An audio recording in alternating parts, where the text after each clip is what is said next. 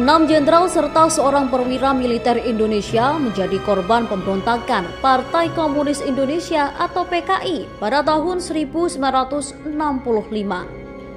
Ketujuh pahlawan tersebut yakni Letnan Jenderal Anumerta Ahmad Yani, Mayor Jenderal Raden Suprapto, Mayor Jenderal Mas Tirto Darmo Haryono, Mayor Jenderal Siswondo Parmat, Brigadir Jenderal Donald Ishak Panjaitan, Brigadir Jenderal Sutoyo Siswodiharjo, dan Letu Pierre Andreas Tendean. Mereka semua gugur dalam peristiwa penculikan dan pembunuhan yang dilakukan oleh pasukan Cakrabirawa pada 1 Oktober 1965 dini hari.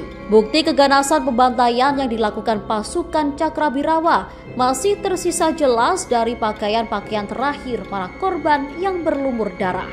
Sejak hilang diculik pada 1 Oktober 1965, 7 jenazah pahlawan revolusi yang menjadi korban baru berhasil ditemukan di lubang buaya dan dievakuasi pada 4 Oktober 1965.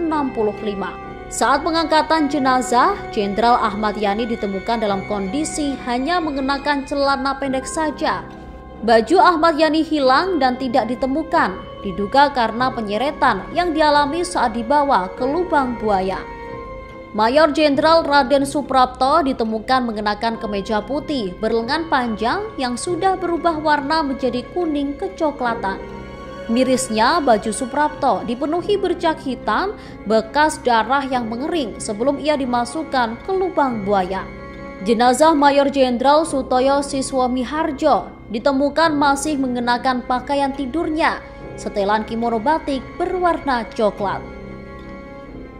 Selain pakaian terakhir yang dikenakan, juga ditemukan kain tali yang digunakan untuk mengikat kaki, tangan, dan kepala Sutoyo saat penculikan. Bahkan cincin pernikahan dan arloji Sutoyo juga ditemukan masih menempel di tubuhnya hingga akhir hayat sang Maijen. Sementara pakaian terakhir yang dikenakan oleh Maijen TNI Donald Ishak Panjaitan adalah seragam PDU 4 TNI Angkatan Darat. Namun setelah pakaian dinas tersebut dilepaskan oleh pasukan PKI, rupanya DI Panjaitan mengenakan celana tidur di dalamnya yang ditemukan penuh bercak darah.